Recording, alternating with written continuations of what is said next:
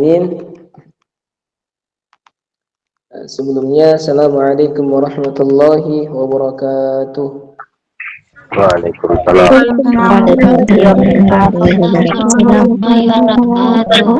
Waalaikumsalam warahmatullahi wabarakatuh.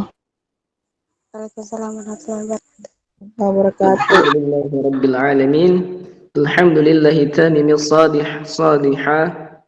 Allahumma salli wa sallim wa karim wa syarif ala sayyidina wa maulana Muhammad wa ala alihi wa azwajihi wa awladihi wa dhurriyyatihi wa li baitihi anna Allah yu'ti darajatin fil jannah wa yanfa'una bi asrarihim wa anwarihim ma'ulumihim wa nafa'atihim fid dini wa dunya wal akhirah.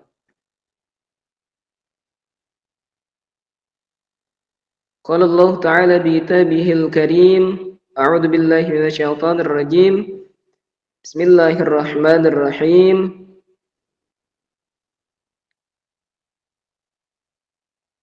Ya ayyuhan nasu 'ubudu rabbakumul ladzi khalaqakum wal ladzina min qablikum la'allakum tattaqun. Al-ayah.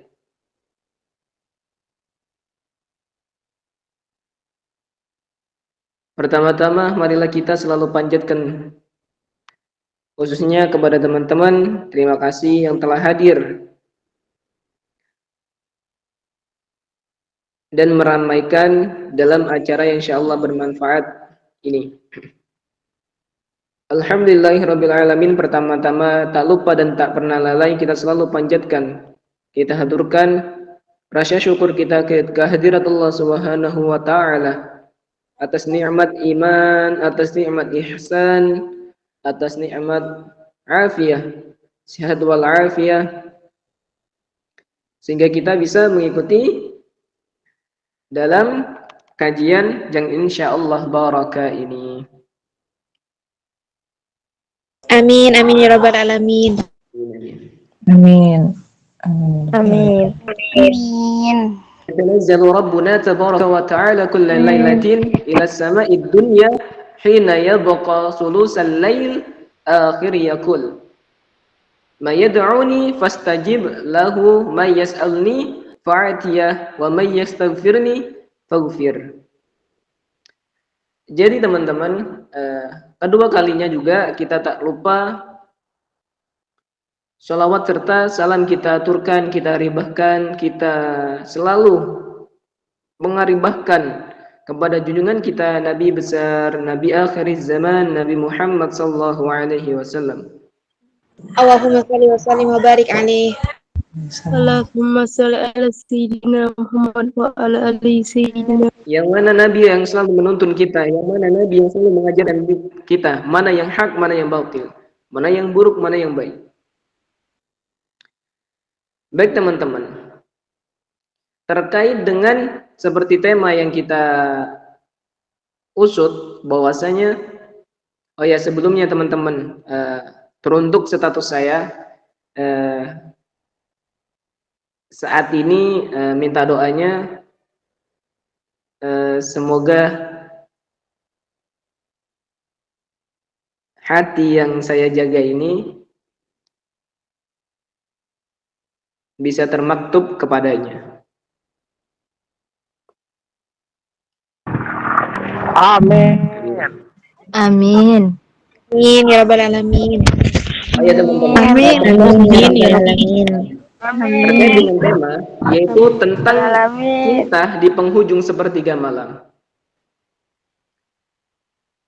yang mana Tuhan kita yang maha agung, yang maha tinggi, bahwasanya Rasulullah Shallallahu Alaihi Wasallam bersabda, "Yatanazzalu Rabbana tabaraka wa ta'ala kulla lailatin ila sama'id dunya." Kata Nabi Muhammad Shallallahu Alaihi Wasallam, Tuhan kita Allah yang maha agung, yang maha tinggi, bahwasanya setiap malam itu selalu turun ke langit dunia. Lalu Nabi melanjutkan di dalam hadis tersebut, hina yabqa sulusul lail akhiru yaqul. Di dalam saat tersisa di sepertiga malam terakhir seraya, Allah itu berfirman. Katanya Allah, "May yad'uni fastajib lah." Hambaku, kata Allah, barang siapa yang berdoa kepadaku, janganlah kalian pelit-pelit. Janganlah kalian congak biasanya. Janganlah kalian medit. Jangan kalian istilahnya enggan untuk berdoa kepadaku. Karena kata Allah, fastajiblah. Karena sesungguhnya doa yang kalian panjatkan, sesungguhnya aku di sepertiga malam itu, bahwa aku akan mengabulkannya. Terus Nabi SAW melanjutkan di dalam sabdanya juga, "May yas'aluni fa'atiyah, wa may yastaghfirni faghfirlah." Kata Allah, barang siapa yang meminta kepadaku, aku akan memberikannya. Dan kata Allah, barang siapa yang memohon ampun kepadaku, aku akan mengampuninya. Jadi ketika kalian, khususnya ketika kalian cinta kepada seseorang, ketika kalian mahabbah kepada seseorang maupun kasih sayang, jangan lupa selalu mendoakan. Karena kata Sayyidina Ali bin Abi Thalib rahimahullahu ta'ala, bahwasanya beliau mengucapkan, tidak ada cinta yang romantis, tidak ada cinta yang bentuk setia kecuali dengan sebuah doa.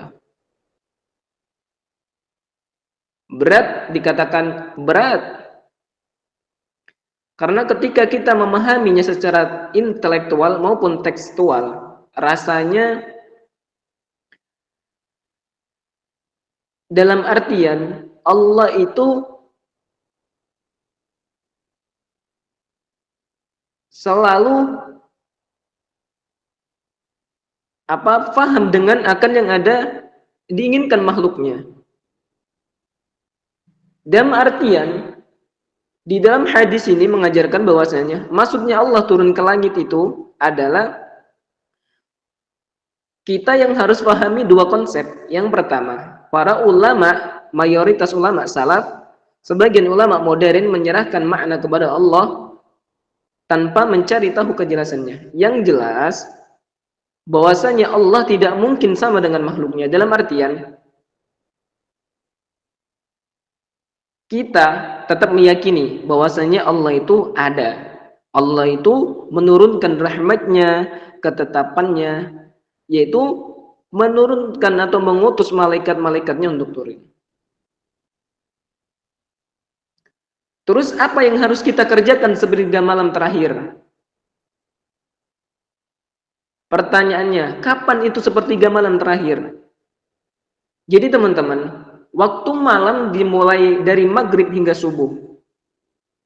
Sehingga ini buat sekedar biar kalian tidak salah kaprah dalam artian sepertiga malam ya.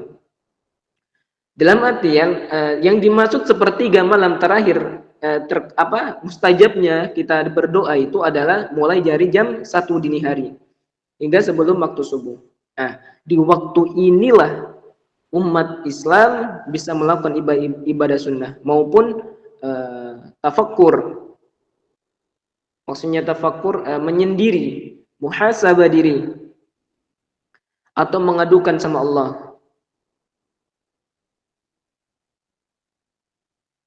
Seperti halnya yang dilakukan Sayyidina Ali bin Abi Thalib sama Sayyidatuna Fatimah radhiyallahu anha. Bahwasanya beliau ini mencintai saling mendoakan teman-teman. Sampai yang namanya jin dan manusia itu tidak ada yang tahu. Yang tahu hanya Allah. Jadi salah satu termasuk doanya kita agar mustajab adalah yang terpenting adalah ibadah yang kita lakukan itu dengan ikhlas. Ibadah itu yang kita lakukan semata-mata karena Allah, bukan karena faktor lain. Seperti itu teman-teman. Jadi kita sebagai manusia berikhtiar.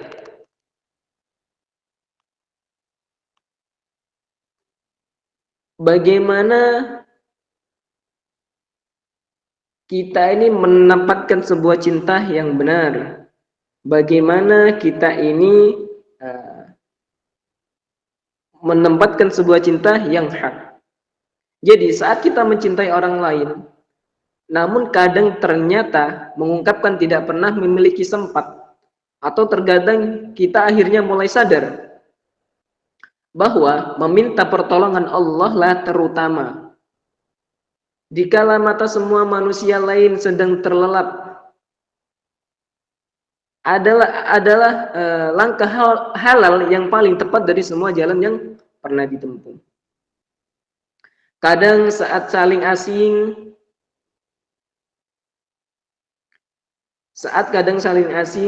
kita kadang mengubah kita untuk menjadi saling menyingsing.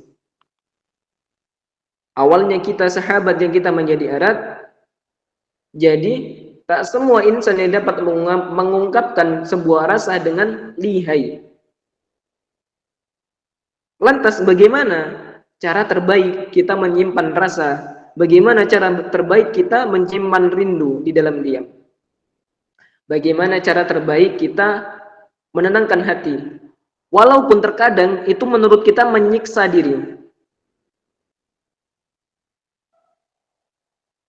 Ada sebuah syair yang dihaturkan oleh Sayyidina Ali bin Abi Thalib, bahwasanya syairnya kurang lebih seperti ini. Ya Allah, hanya dapat menetap tanpa bisa berjabat. Hanya bisa tersenyum manis tanpa bisa menyapa. Hanya bisa memendam rindu namun tak bisa mengungkap rasa. Ada kalimat, ya Allah aku cinta dia, yang belum mampu untuk diilisankan. Ya Allah aku sayang dia. Tampun ungkapan sayang yang harus tetap ditahan karena jalinan kasih belum bisa terhalalkan. Jadi masih haram. Dalam artian aku yang mencintainya di dalam diam hanya mampu menyimpan rasa dalam gejolak yang runyam. Jadi ketika setelah berdoa dengan banyak kerendahan, maka biarkanlah Allah yang mengurus semua. Nantinya Allah akan mengatur ribuan malaikat untuk bekerja menyampaikan rindu kalian semua. Menyampaikan rindu kepada seseorang yang menjadi doa di setiap malam kalian. Jadi teman-teman, hakikatnya cinta dalam diam adalah perjuangan hati yang lebih mengandalkan tangan-tangan Allah. Cukup tangan yang menodong doa dan biarkan Tuhan yang semua bagiannya yang menjalankannya. Karena itu udah rahasia Tuhan. Jadi teman-teman, teruntuk namamu tidak pernah luput dari doa malamku, ucap kata Sayyidina Ali bin Abi Thalib kepada Siti Fatimah. Setelah 99 butir tasbih yang telah selesai menyebut nama Allah, namamu selalu ku bawa-bawa dalam setiap curahan hati kepada yang kuasa. Sujud setiap malam tidak akan pernah berbuah sia. Menyimpan dalam diam kuat yang merelakan, serta yakin bahwa Allah yang telah memberikan yang terbaik untuk kita.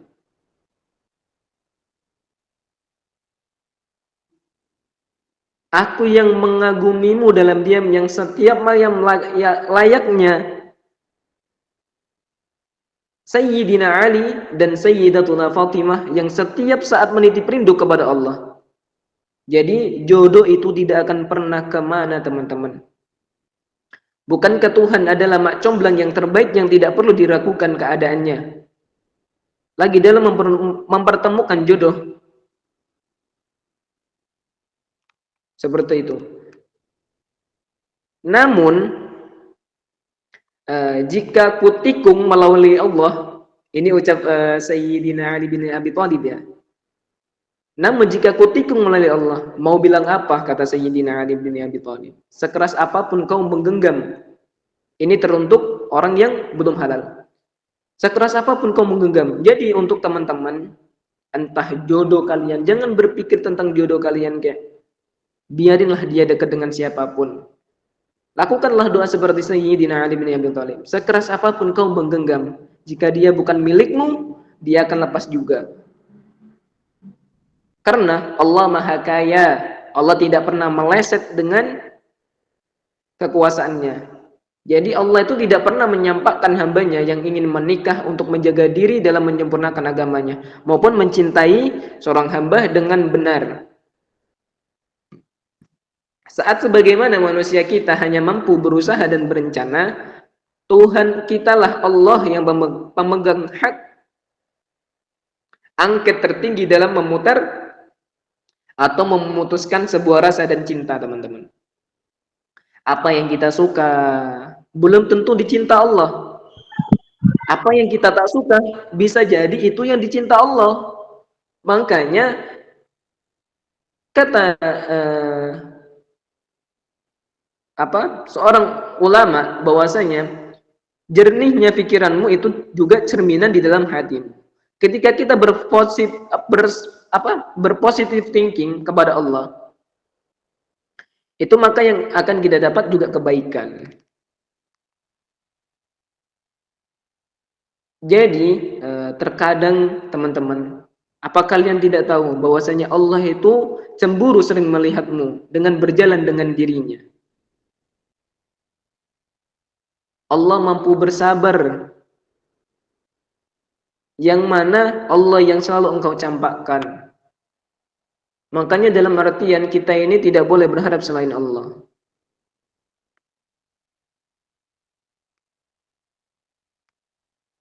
Jadi untuk teman-teman, takdir dan kehendak Tuhan, kehendak Allah tidak boleh kita lawan. Walau kadang ego maupun ambisi sebesar gunung pun, itu semua hanyalah batuan kerikil bagi Sang Rabbi. Jadi biarkan lisan kita ini selalu memanjatkan doa sebagai bentuk sentuhan terhangat dilakukan manusia terhadap insan yang disayanginya. Meskipun kadang sakit cemburu di dalam diam, namun kita harus sadar diri, teman-teman, bahwasanya yang sebelum menjadi milik kita itu adalah semua hatinya digenggam oleh Allah.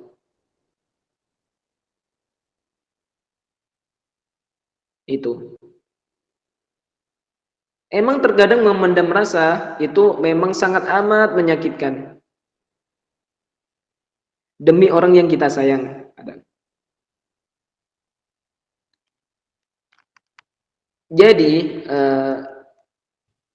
skenario Allah itu biarkan Allah yang mengurus semua. Cinta sepertiga malamlah yang jauh lebih indah ketimbang cinta yang tidak jelas dengan adanya.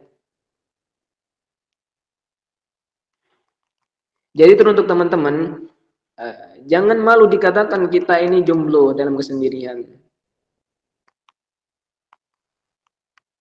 Jangan malu. Ada sebuah kata-kata motivasi untuk teman-teman agar selalu biar semangat tentang kita memantaskan diri. Ada sebuah motivasi untuk teman-teman yang mana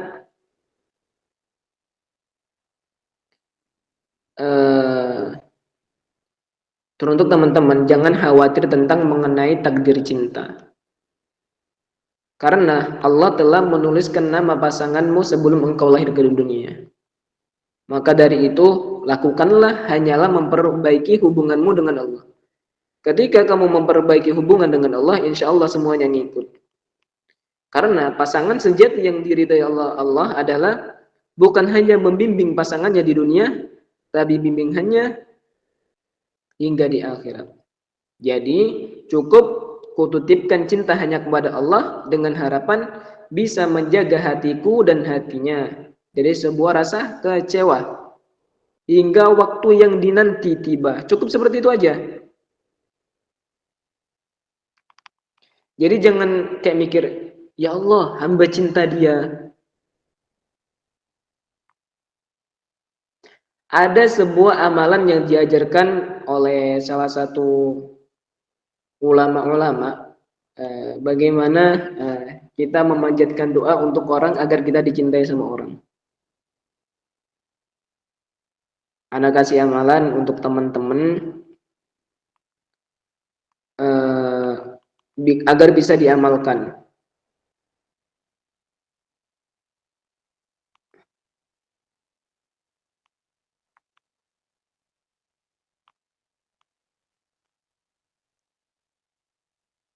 Kurang lebih seperti ini doanya. Allahumma inna antal azizul kabir wa anna abduka al-dhahifatid dhalil alladzina la hawla wa la quwata illa billah. Boleh diamalkan seperti itu. Jadi teman-teman, kita harus selalu muhasabah diri. Bagaimana kita menempatkan cinta yang benar, bagaimana kita menempatkan sebuah cinta yang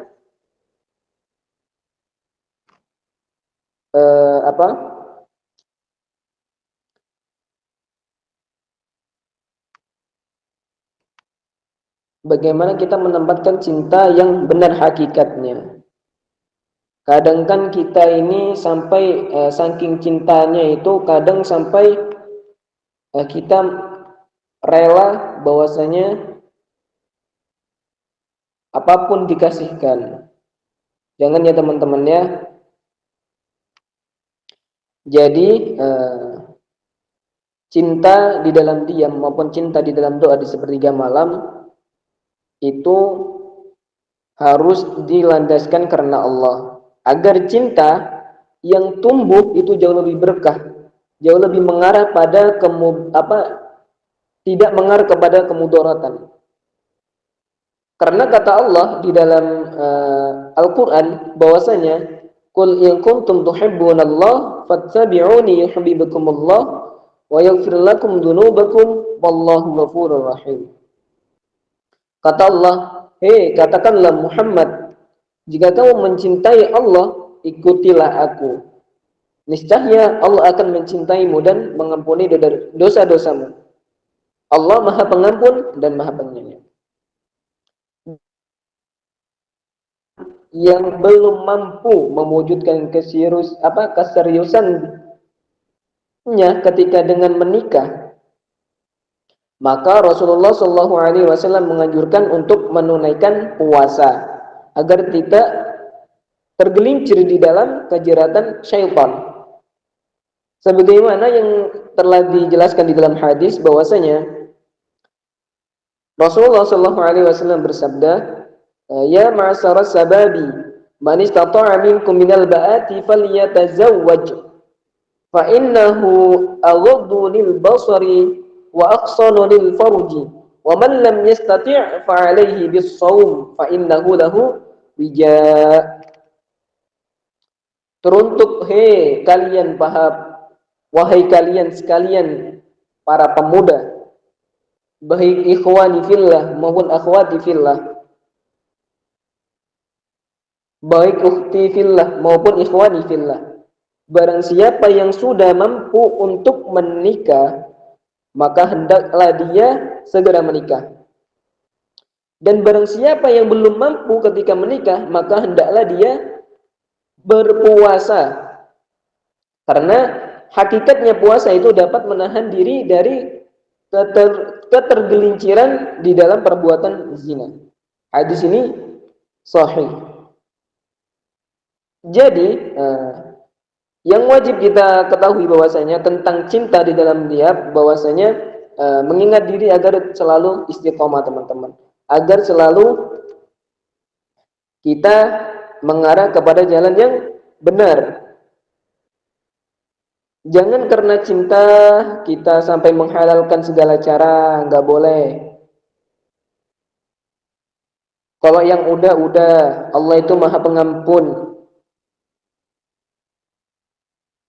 Orang Nabi Muhammad sendiri menggambarkan ciri-ciri sebuah cintanya adalah di antara yang lebih suka berbicara atau berbincang dengan cintanya. Tapi dalam artian yang halal.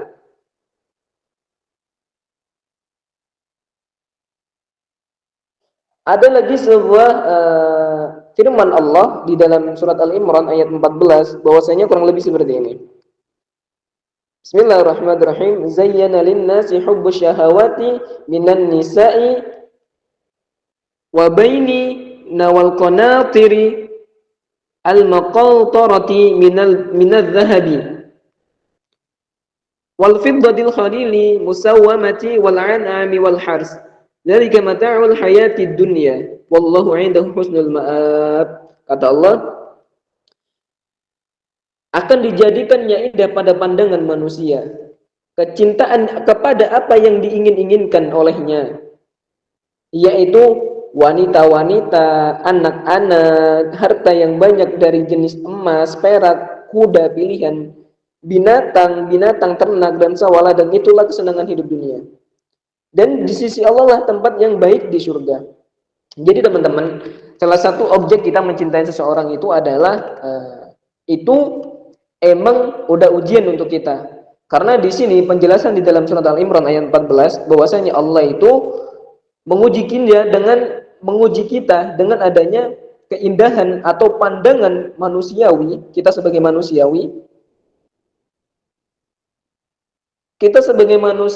itu diuji sama Allah dengan keindahan apa yang kita ingini, yaitu wanita, anak-anak, harta, semuanya itu hal lumrah.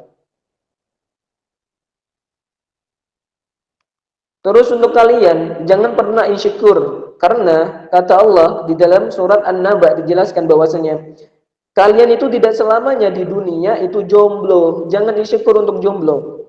Bukannya Allah sering bilang wa khalaqnakum azwaja, dan janganlah kamu dan kami jadikan kamu itu berpasang-pasangan. Terus dilanjutkan di dalam surat Az-Zariyat ayat 49 bahwasanya wa min kulli syai'in khalaqna zawjaini la'allakum tadhakkarun. Kata Allah, dan segala sesuatu yang kami ciptakan sesungguhnya adalah berpasang-pasangan supaya kamu mengingat kebesaran Allah. Jadi jangan takut teman-teman, belum tentu kita jomblo di dunia, kita jomblo di akhirat, belum tentu. Bukan berarti saya mendoakan mati, ya tidak. Dalam artian ini sebuah hal yang diajarkan Allah agar kita ini tidak berharap selain kepada Allah.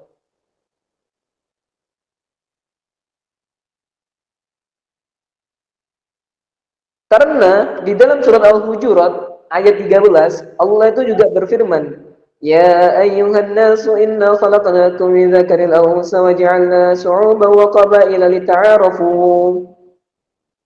Hai manusia, sesungguhnya kami menciptakan kamu dari seorang laki-laki, baik seorang laki-laki maupun perempuan, dan menjadikan kamu berbangsa, bersuku, supaya kamu saling mengenal.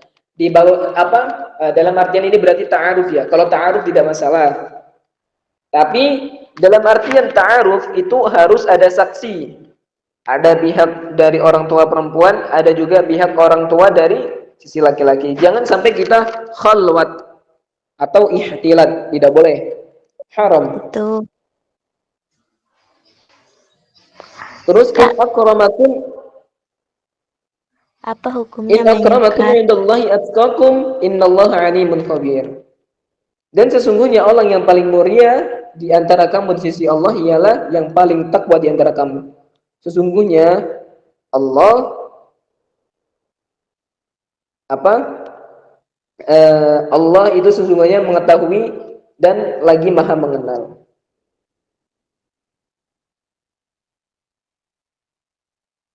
Jadi untuk teman-teman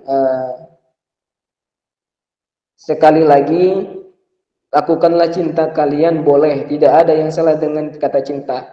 Tapi tergantung kita melakukan sebuah cinta yang mana. Apakah kita, jadi ada sebuah takdir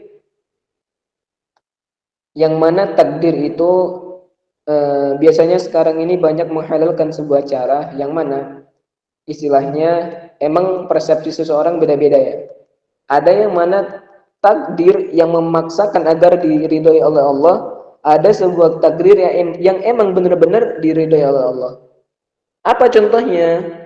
Seperti orang pacaran. Ya kalau toh nggak apa-apa, kalau beberapa hari aja pacaran langsung dihalalkan tidak masalah. Tapi sekarang kadang ya, ini afwan ya teman-teman ya. Muhasabah diri juga buat anak juga bahwasanya ketika kita ta'aruf seperti halnya menikah, boncengan lah, sampai yang namanya khalwat lah, na'udzubillahi min dzalik. Itu tidak boleh teman-teman. Karena di dalam ta'aruf itu harus ada saksi, tidak harus berkhalwat. Begitu ya teman-teman ya. Jadi itulah tadi yang sedikit yang Ana sampaikan, kurang lebihnya Ana mohon maaf tentang sebuah cinta di sepertiga malam. Semoga setelah ini dengan pembahasan ini kita jauh lebih baik mencintai Allah dan mencintai sesama muslim. Tak hanya mencintai duniawi saja, namun mempersiapkan bekal untuk di akhirat juga. Gitu ya teman-teman, semoga bermanfaat. Afwan ketika penjelasannya kurang menyenangkan hati antum semua. Kalau sekiranya ada yang salah dalam Ana menyampaikan, mohon ditegur. Karena kesempurnaan hanya milik Allah dan kekurangan hanya milik Ana pribadi. Jazakumullah khairan kasiran. Barakallahu fikum. Kembali ke moderator.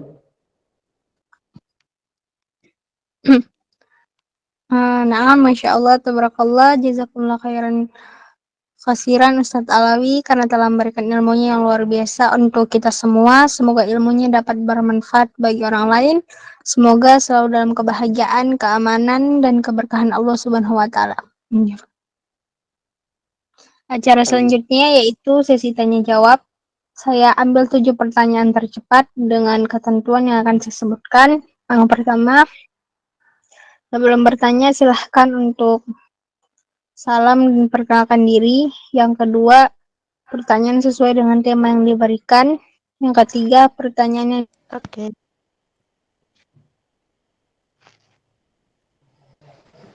akan bacakan namanya. Nah, silahkan. Saya mau bertanya, Kak, boleh? Silahkan. Perkenalkan, nama saya Norma.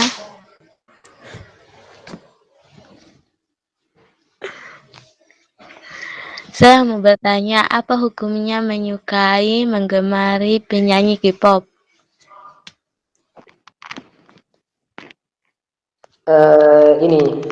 Afwan kalau sekiranya boleh bertanya seperti itu. Ada sih tentang sebuah hadis Nabi, mungkin kalian juga tidak asing ya. Nabi itu berbicara seperti ini. Ketika kalian mengikuti sebuah kaum, maka nantinya di akhirat nanti kalian akan dikumpulkan sebuah kaum di dalam golongan kaum tersebut. Udah pernah dengar seperti itu? Sudah. Dalam artian kita boleh atau kagum, asalkan kita tidak sampai mengarah atau mengikutinya. Paham kan maksudnya artian dalam ana?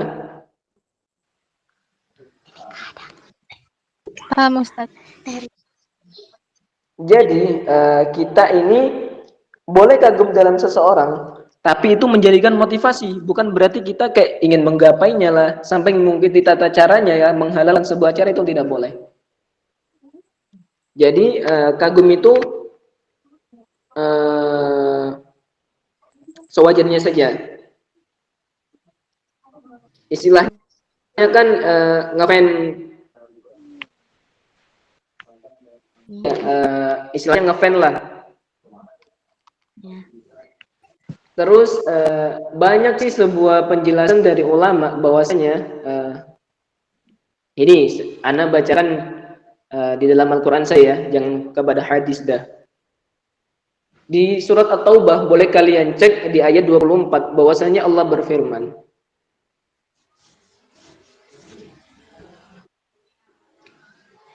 Yang mana di sini dijelaskan tidak boleh mengidolakan secara berlebihan sehingga menjadikan Allah dan Rasulnya menjadi nomor dua dari orang yang kita idolakan itu. Dan mengidolakan seseorang secara berlebihan itu dilarang di dalam Islam. Paham dari sini? Karena Allah berfirman, Bismillahirrahmanirrahim. Qul in kana aba'ukum wa abna'ukum wa ikhwanukum wa azwajukum wa 'ishiratukum wa amwaluk taraftumuha wa tijaratun takhshawna kasadaha wa masakinu tardawnaha Alif.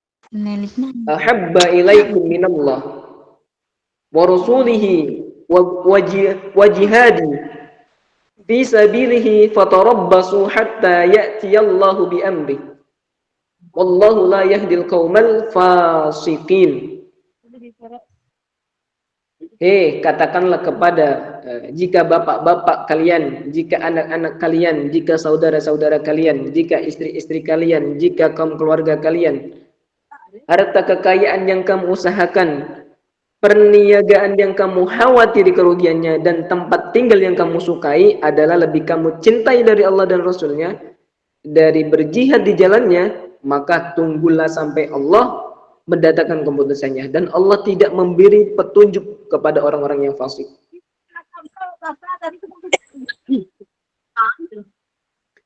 Jadi dari penjelasan ini, bahwasanya kita ini tidak boleh yang namanya mengidolakan sesuatu secara berlebihan, teman-teman. Kita tidak boleh menduakan Allah.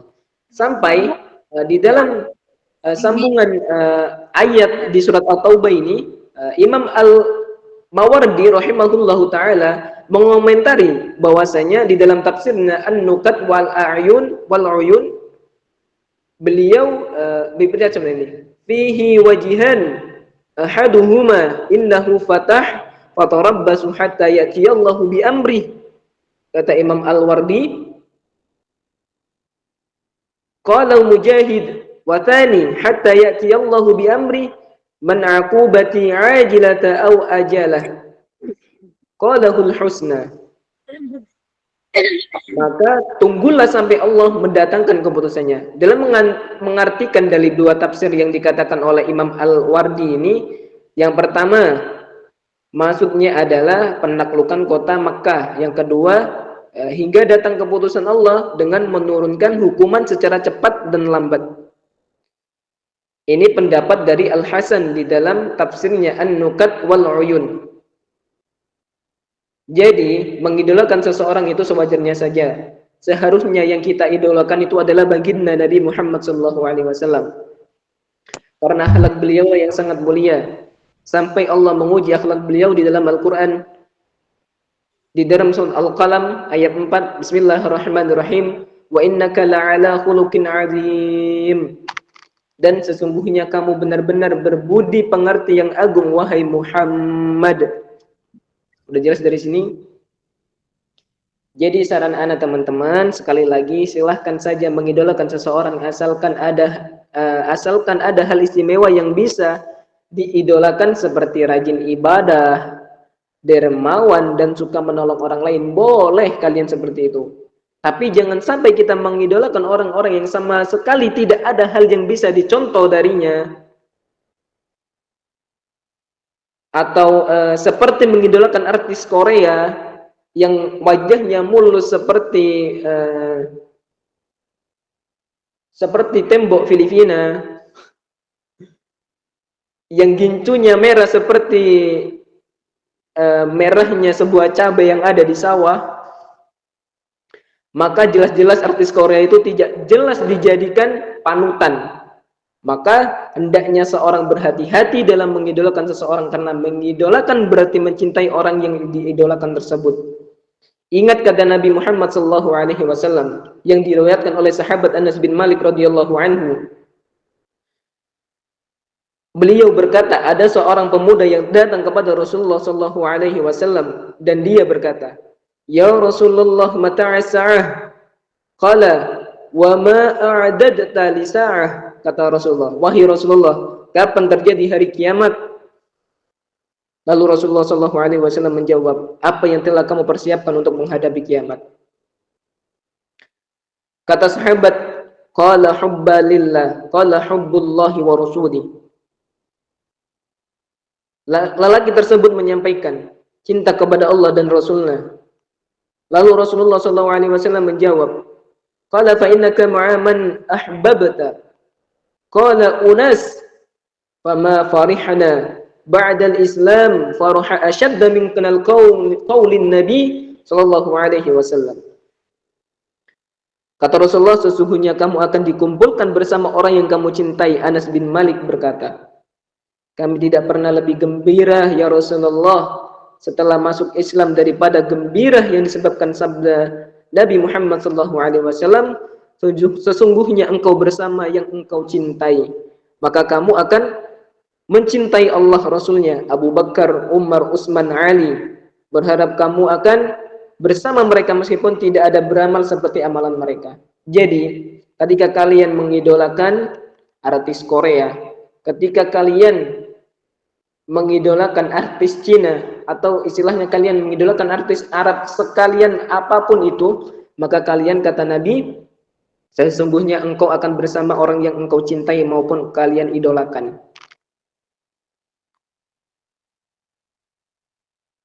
Maka dari itu, idolakanlah seseorang karena kebaikan yang dia punya, bukan mengidolakan seseorang karena kegantengannya atau kecantikannya. Tamparan untuk kalian semua ini. Karena dia artis top, bukan karena itu. Ingatlah bahwa seseorang akan dikumpulkan bersama orang yang dia cintai. Jika seorang muslim mengidolakan Rasulullah SAW atau tokoh agama Islam, maka dia akan dikumpulkan bersama mereka di akhirat kelak. Jika seseorang muslim, khususnya kita, mengidolakan artis Korea misalnya, atau artis-artis luar karena duniawi, maka dia dikumpulkan bersama mereka di akhirat kelak. Na'udzubillah. Ingat di dalam kitab Zayyul Ma'ad bahwasanya Imam Ibnul Qayyim rahimahullah berkata, qarana kullu sahibi amali bisyalki wa nadhiri, wa qarana bainal mutahabbaini fillahi fil jannah, wa qarana bainal mutahabbaini fi ta'ati syaitani fil jahim. Pelaku satu perbuatan yang dikumpulkan mereka bersama yang melakukannya, maka orang yang saling mencintai karena Allah, maka dikumpulkan bersama orang-orang yang di surga yang ia cintai. Dan orang-orang yang saling mencintai karena ketaatan kepada setan dikumpulkan dengan neraka. Sekali lagi, saran ana, mengidolakan seseorang itu boleh-boleh saja, asalkan jangan berlebihan seperti memakai atribut idolahnya yang bertentangan dengan syariat Islam. Maka hal ini tidak boleh dibilang dibolehkan, tidak boleh. Namun daripada itu, hendaknya seorang muslim mengidolakan seseorang karena ketaatnya kepada Allah, karena seseorang akan dikumpulkan di akhirat kepada orang yang dia cintai. Semoga bermanfaat. Barakallahu fiikum. Assalamualaikum. Assalamualaikum Ustadz. Waalaikumsalam warahmatullahi wabarakatuh.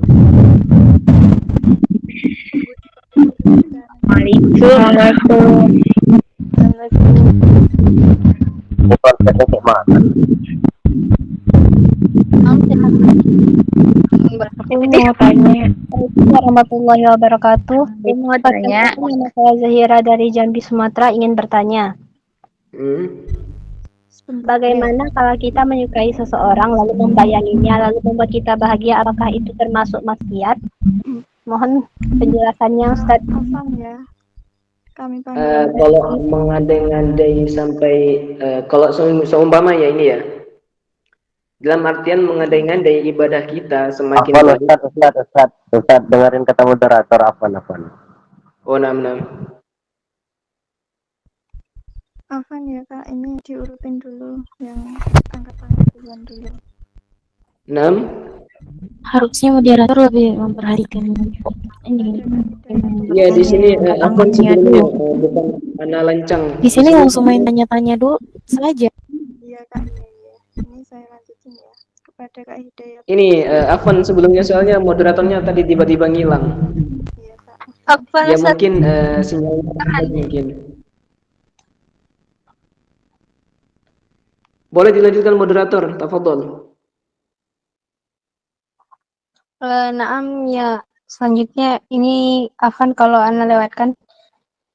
Ukhti Gina silahkan bertanya.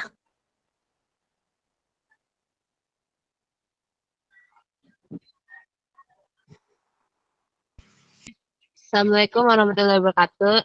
Mohon bertanya Ustadz, Tafadhol. apa pendapat Ustadz jika seseorang menjadi rajin beribadah hanya karena sedang suka dengan seseorang? Terima kasih Ustadz. Masya Allah. Boleh, yang saya katakan tadi kan, boleh. Kalau selagi itu halnya menimbulkan kebaikan kepada kita. Asalkan jangan berlebihan sampai kita apa ya? Jadi bahasa kasarnya kita boleh mengidolakan sesuatu karena dia rajin sedekah atau menolong orang lain dalam kebaikan-kebaikan lainnya, itu boleh karena kita menyukainya, seperti itu kan?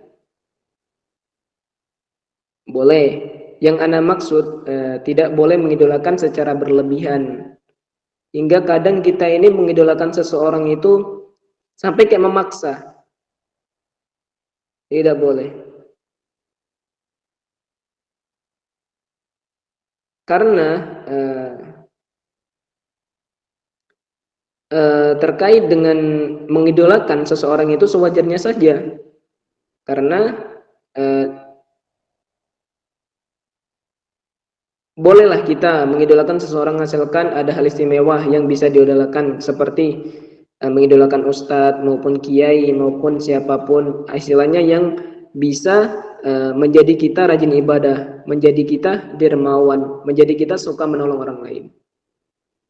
Itu boleh, asalkan jangan sampai mengandai-andai akhirnya kita kayak bukan lagi ibadah karena Allah tapi karena manusia. Ya bolehlah kita ini termotivasi sama orang lain, tapi jangan sampai berlebihan seperti itu. Karena kita ini juga kadang mengagumi seseorang maupun mengidolakan seseorang itu juga berhati-hati teman-teman. Karena Nabi kan berpesan, ketika kita menyukai seseorang, kita ini bakal dikumpulkan dengan orang yang kita sukai nantinya. Jelas dari sini ya. Jadi tidak apa-apa selagi itu apa, awalnya mungkin ya kita ini ibadah karena orang yang kita idolakan. Mungkin next time selanjutnya bakal terketuk hati kita dengan, ya Allah, hamba ikhlas bukan karena siapapun, tapi karena hamba ibadah karenamu ya Allah, lillahi ta'ala, Allahu Akbar. Boleh seperti itu. Gitu ya. Barakallahu fikum.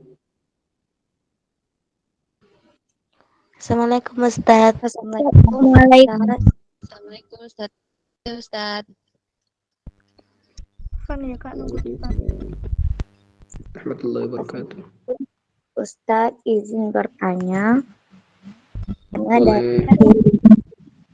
Dengerin kata moderator.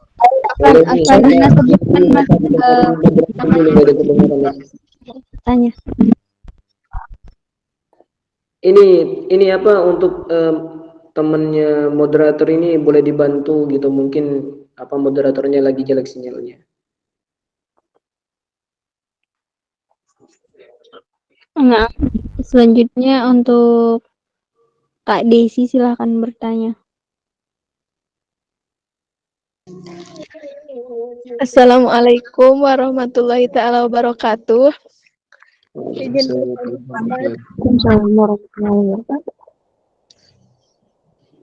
Semisal kita kan suka membaca kayak novel-novel gitu, di dalamnya pasti banyak cowok yang meratukan ceweknya gitu. Apakah dosa ketika kita mengidolakan seseorang yang tidak nyata? Sekian dari saya. Wassalamualaikum warahmatullahi wabarakatuh. Ya kembali lagi, kita mengidolakan itu tidak apa-apa teman-teman.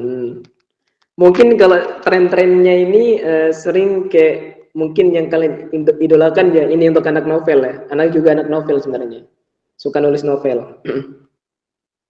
Kan contohnya Imam Al-Hafidh ataupun Atal Al-Hafidh, banyak sekarang atau gus-gus gitulah. Masya Allah. Kalau selagi kita mengidolakan mungkin istilahnya bahasa kasarnya fiksi ya, karena tidak nyata dengan adanya. Boleh meskipun itu fiksi, kalau emang sekiranya mengidolakannya karena dermawan, rajin ibadah, rajin sedekah, ataupun di dalam karakternya tersebut ada sebuah condong kebaikan yang timbul untuk menggugah kita berbuat kebaikan juga, itu tidak masalah. Asalkan tidak berlebihan sampai ingin menggapainya, itu yang salah. Dalam artian kita mengidolakan seseorang itu kan agar kita termotivasi, seperti itu kan. Bukan karena kita hanya ingin menggapainya gitu. Itulah kadang kita sebagai manusia kadang lalai. Makanya Allah selalu berfirman, perbaikilah hubunganmu kepadaku, maka aku akan perbaiki hubunganmu juga kepada yang lain. Orang kita sampai kadang kita mengidolakan sesuatu kadang sampai benar niatnya baik, tapi tidak selamanya kan bahwasanya kita beribadah karena seseorang yang kita idolakan. Ya awalnya baik agar kita tergugah tadi, boleh saja, boleh. Masa kalian seterusnya bakal seperti itu? Tidak kan? Tidak mau seperti itu kan? Apakah kita mengharapkan ridho karena manusia? Bukan seperti itu. Apakah nanti manusia bisa menolong kita? Bukan Allah. Kan maksudnya seperti itu, ya kan? Jadi boleh kita mengidolakan sesuatu, baik itu fiksi maupun reality, itu boleh. Asalkan mengidolakan seorang itu sewajarnya saja. Karena Nabi itu selalu berpesan, kelak nanti sesungguhnya engkau akan bersama orang yang kalian kagumi, orang yang kalian cintai, orang yang kalian idolakan. Nanti kalian akan dikumpulkan kelak nanti di padang mahsyar.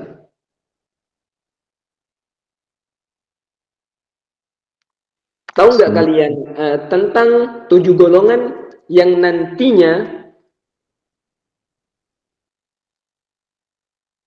7 golongan yang nantinya diselamatkan oleh Allah. 7 golongan yang dinaungi oleh Allah di akhir zaman nanti atau di padang mahsyar nanti. Ada 7 golongan. Yang pertama,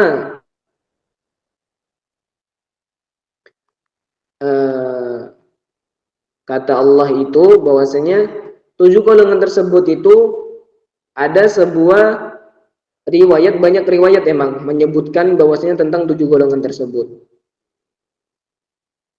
Yang pertama, nanti kan bahwasanya sabda Nabi itu nanti di padang mahsyar ada matahari itu sejengkal, teman-teman. Tapi di dalam matahari yang diturunkan yang berlantaikan timah sejengkal tadi, itu ada 7 golongan yang diselamatkan. Yang pertama, imam yang adil. Imam yang adil. Yang kedua, pemuda yang tunduk dengan ibadah kepada Allah. Yang ketiga, seseorang yang laki yang hatinya digantungkan di masjid, yaitu selalu senang beribadah kepada masjid. Terus ada 2 seorang laki-laki yang berkumpul untuk ibadah dan berbisa juga karena Allah. Terus yang kelima, seseorang laki-laki yang takut melanggar perintah Allah saat digoda perempuan. Yang keenam, ada orang yang merahasiakan sedekahnya. Ada juga yang menyebutkan bahwasanya orang yang saling jatuh cinta karena Allah itu nanti bertemu karena Allah, saling mencintai tadi, dan juga berpisah karena Allah, itu nantinya dinaungin di dalam termasuk 7 golongan ini. Ustadz, aku mau tanya. Nah, silakan bertanya. Jadi seperti itu. Barakallahu fikum.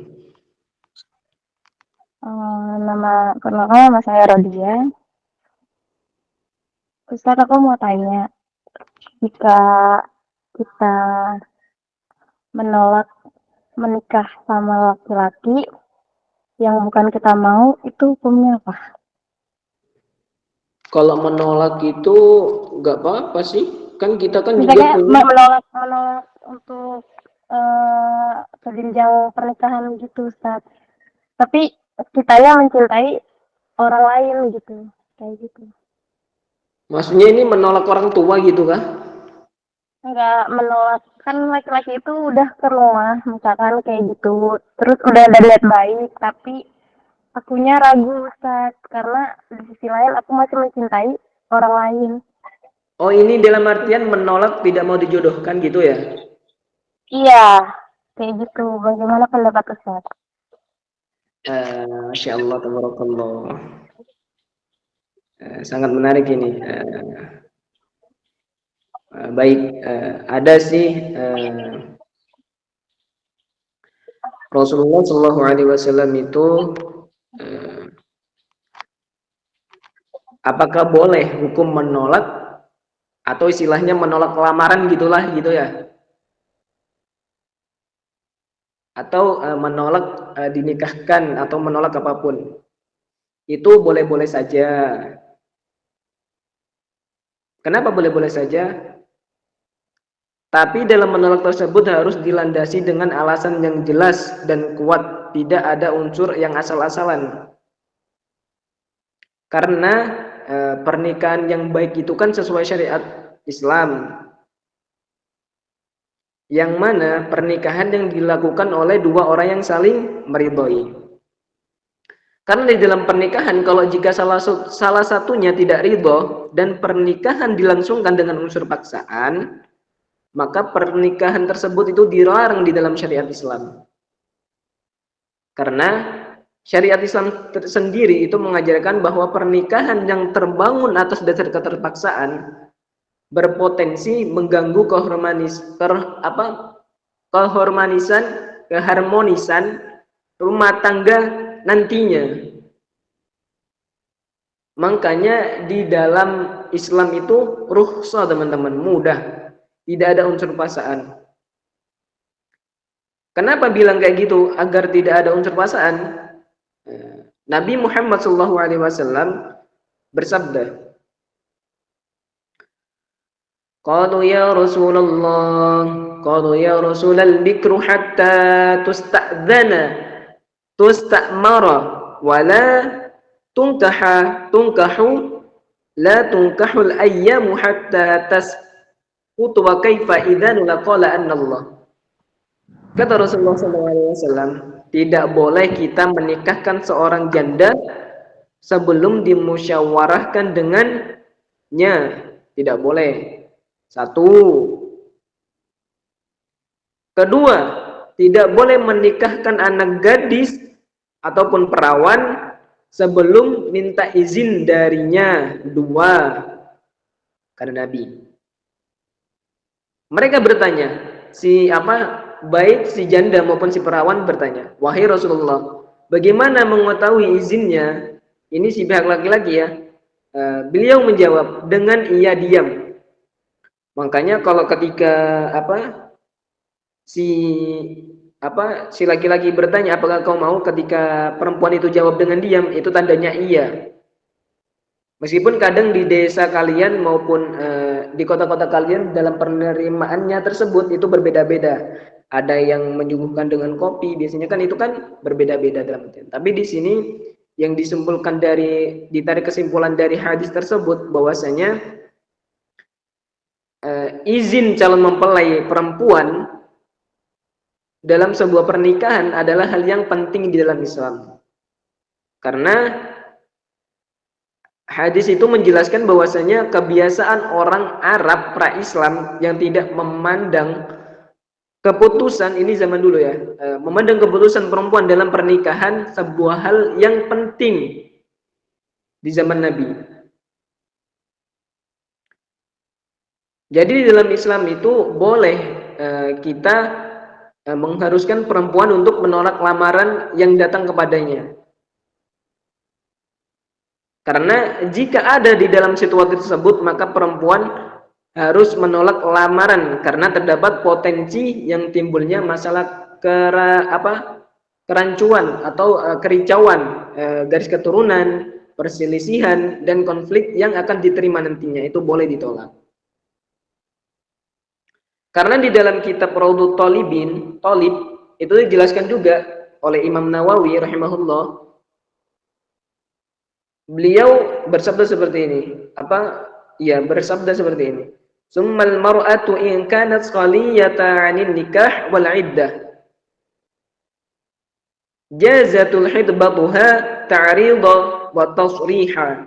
Wa in kana mu'tadda haramat tasrihu bi hidbatiha matlaqa. Wa amma at-ta'rid wa yahrumu fi 'iddatir raj'iyyah. Wa la yahmuru bil 'iddatil wafah. Kemudian jika seorang perempuan terbebas dari pernikahan dan iddah, maka ia boleh dilamar. Maksudnya iddah itu sebuah potensi tadi. Maksudnya tidak ada masalah. Maka ia boleh dilamar. Baik dengan ukapan sindiran maupun dengan ukapan sorry, terang-terangan. Sementara jika si perempuan sedang menjalani masa iddah, atau maksudnya dalam artian iddah ini masih banyak kayak masalah atau tekanan, itu maka secara mutlak haram melamarnya dengan ukapan syar'i.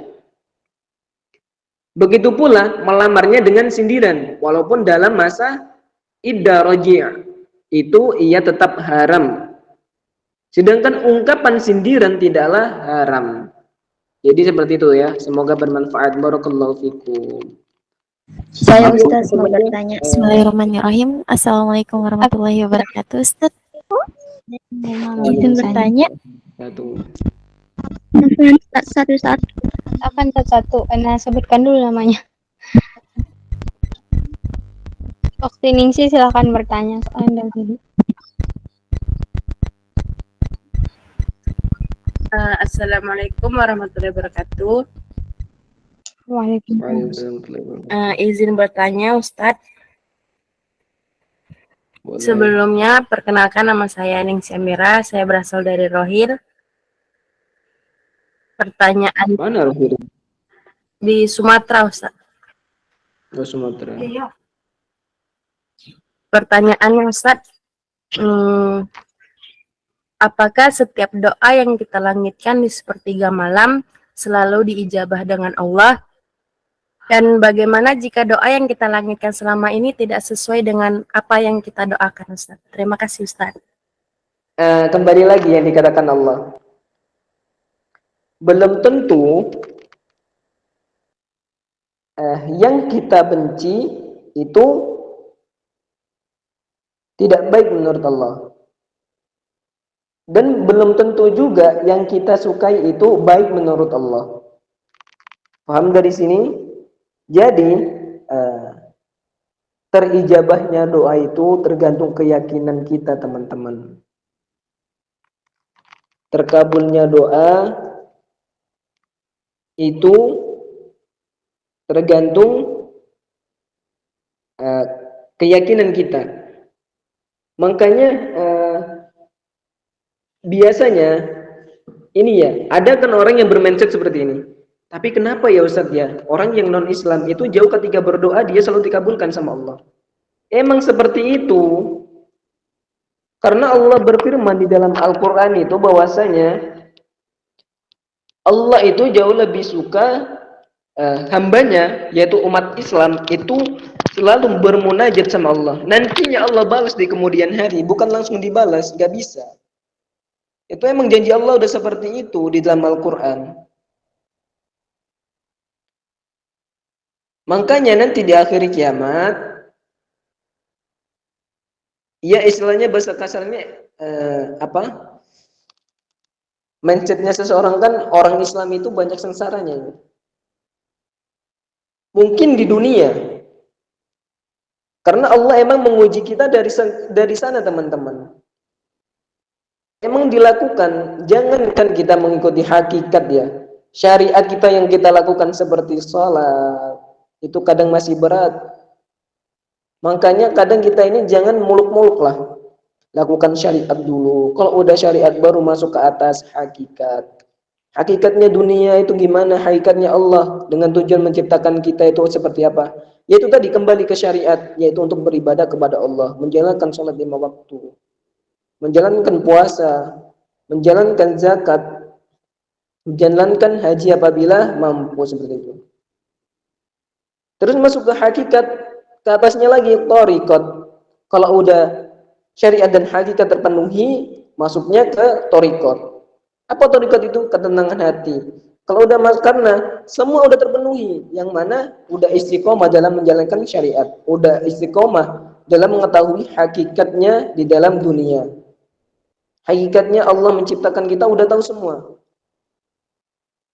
Makanya di dalam ini kita ini butuh namanya thariqat hati, ketenangan hati itu perlu.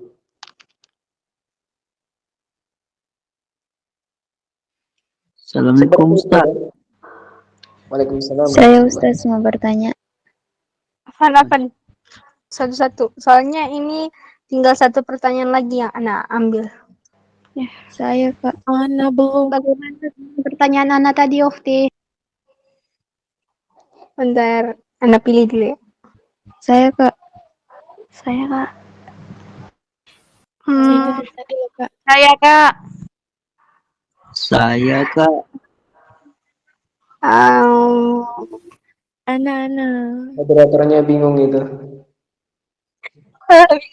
Kebetulan Ana, pengen Ustaz. bertanya. Ana, Kak. Ustaz. Izin Ustaz. Saya mau Moderatornya Bentar. Ustaz. Singkat. Silahkan ya, ingin Ana pilih. Silahkan Oktiana, silahkan bertanya.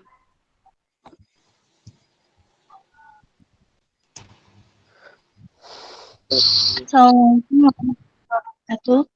Waalaikumsalam warahmatullahi wabarakatuh.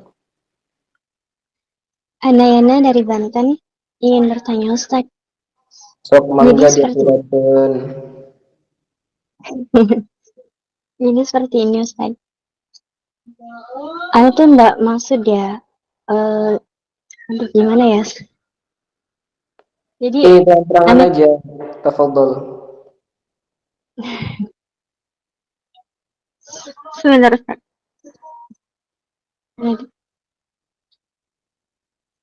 Ana tuh nggak mengagumi dia, Ustaz. Cuma setiap kali itu dia tuh sering sekali mampir di mimpi Ana gitu, Ustaz. Ana bingung gitu. Apa tujuannya? Kenapa bisa dia itu datang ke mimpi Ana? Padahal Ana belum pernah sama sekali seperti bertemu dengan dia. Tapi seakan-akan dia tuh pernah mampir, sering kali mampir ke mimpi Ana, Ustaz. Dan ketika Ana bermunajat di sepertiga malam kepada Allah Subhanahu wa taala,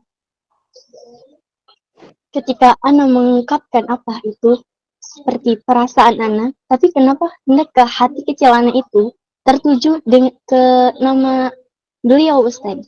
Ana bingung sebenarnya apa yang sekarang Ana rasakan itu. Jadi di ambang Ana tidak mengagumi dia, tidak suka sama dia, tapi seringkali dia tuh mampir ke mimpi Ana, dan ketika Ana bertanya kepada Allah, hati Ana itu selalu tertuju kepada beliau.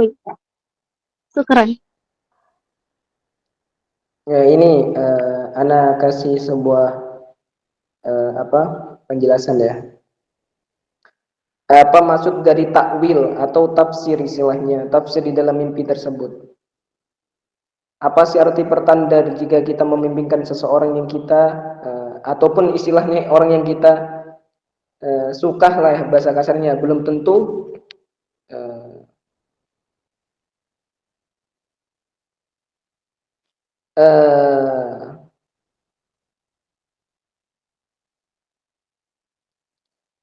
apa ya, salah satunya ya teman-teman ya, khususnya untuk Teh Yana, ketika kita mimpi bertemu dengan orang yang istilahnya yang seumpama ya sangat kita sukai, memilih artian di dalam sudut pandang takwil atau tafsir, tafsir Islam itu bahwasanya selagi kata Rasulullah itu selagi mimpinya baik itu maka baik. Ketika kita mimpi bertemu dengan orang yang kita sukai itu menjadi pertanda baik jika datangnya dari Allah, dan bisa menjadi buruk jika berasal dari setan. Karena ketika seseorang bertemu dengan orang yang kita sukai maupun orang yang kita sukai dalam mimpi itu bisa jadi itu isyarat akan ada pekerjaan maupun tugas ataupun masalah yang mungkin belum diselesaikan dengan baik.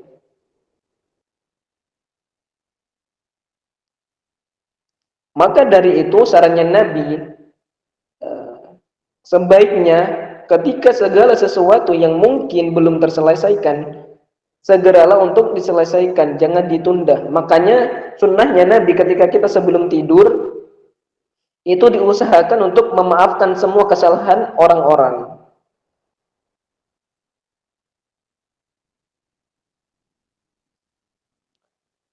Jadi itu ya, ketika kita mimpi selagi itu mimpinya baik, insya Allah datangnya dari Allah. Tapi kalau mimpinya kayak aneh-aneh itu pasti datangnya dari syaitan. Seperti itu ya. Baik kok itu.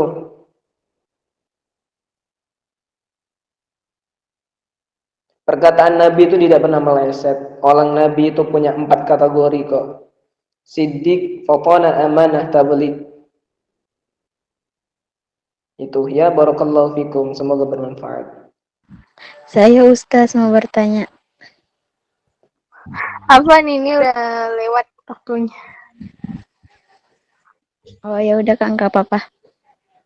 Pertanyaannya bisa tor sama admin nggak? Nah, Apa? Pertanyaannya Melalui admin? iya. Nah, boleh. Nanti di chat. Langsung aja kita lanjut ke sesi penutupan ya. Nah, tidak terasa waktu telah menunjukkan pukul jam 21.30 ya di waktu Indonesia Barat. Berarti tentu sudah kebersamaan kita dalam kajian ini, dan untuk teman-teman semua yang belum sempat bertanya mungkin bisa dipertanyakan untuk lain waktu, dan semoga apa yang disampaikan oleh Ustadz Alawi menjadi ladang pahala untuk beliau khususnya dan umumnya untuk kita semua. Untuk menutup kebersamaan kita kali ini, marilah kita akhiri kajian ini dengan doa yang akan dipimpin oleh Ustadz Alawi. Tafadhal Ustadz. Bismillahirrahmanirrahim. Kalimatu haqqin liha nasaya wa liha namut wa liha nab'ats insyaallah minal aminin. Alhamdulillahirabbil alamin. Kepalaku. Subhanakallahumma bihamdika asyhadu an la ilaha illa anta astaghfiruka wa atubu ilaik. Allahumma aqsim lana min khashyatika ma tahulu bihi bainana wa baina ma'siyatik wa min ta'atik ma taballighuna bihi jannatak wa min yaqini ma tahwani bihi 'alaina masa'ibid dunya. Allahumma mata'una bi asma'ina wa absarina wa quwwatina ma ahyaytana waj'alhu al-warisa minna waj'alhu fa'arana 'ala man 'adana wa la taj'al musibatana fi dinina wa la taj'al dunya akbar hammina wa la muballigh 'ilmina wa la tasallat 'alaina man la yarhamna. Ya Allah, anugerahlah untuk kami rasa takut kepadamu yang dapat menghalangi antara kami dan perbuatan maksiat kepadamu, dan anugerahlah kepada kami ketaatan kepadamu yang akan menyampaikan kami kepada surgamu, dan anugerahlah kepada kami keyakinan atas takdirmu ya Allah yang menyebabkanlah ringan bagi kami segala musibah dunia ini. Ya Allah, anugerahkanlah kenikmatan kepada kami melalui pendengaran kami, hati kami, penglihatan kami, kekuatan kami, segala kami masih hidup. Dan jangan warisan kami jadikan balasan atas orang-orang yang menganiaya kami. Dan tolonglah kami ya Allah terhadap apa yang orang yang memusuhi kami.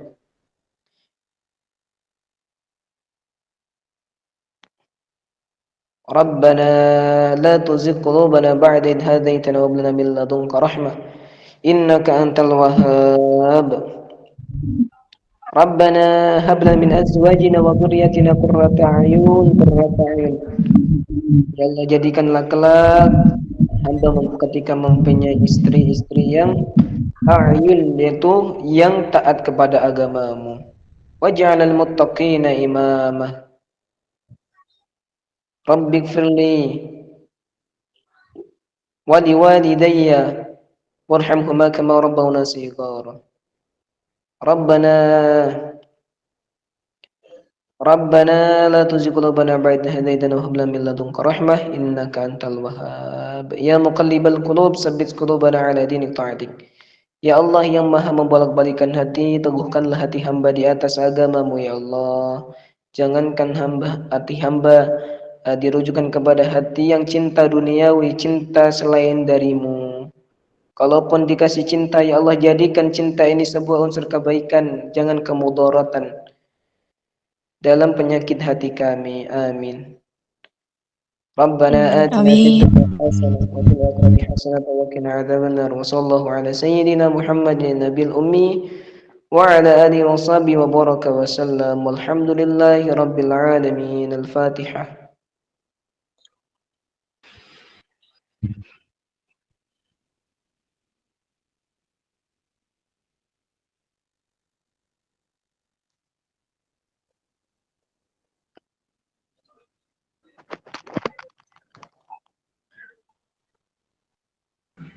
Pertanyaan Nana nggak dijawab beneran ya?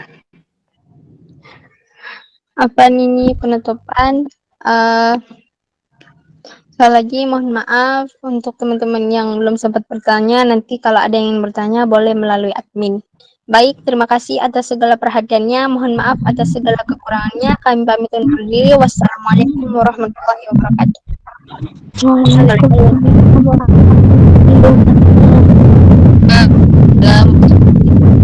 Terima kasih teman-teman. Izin pamit. Assalamualaikum.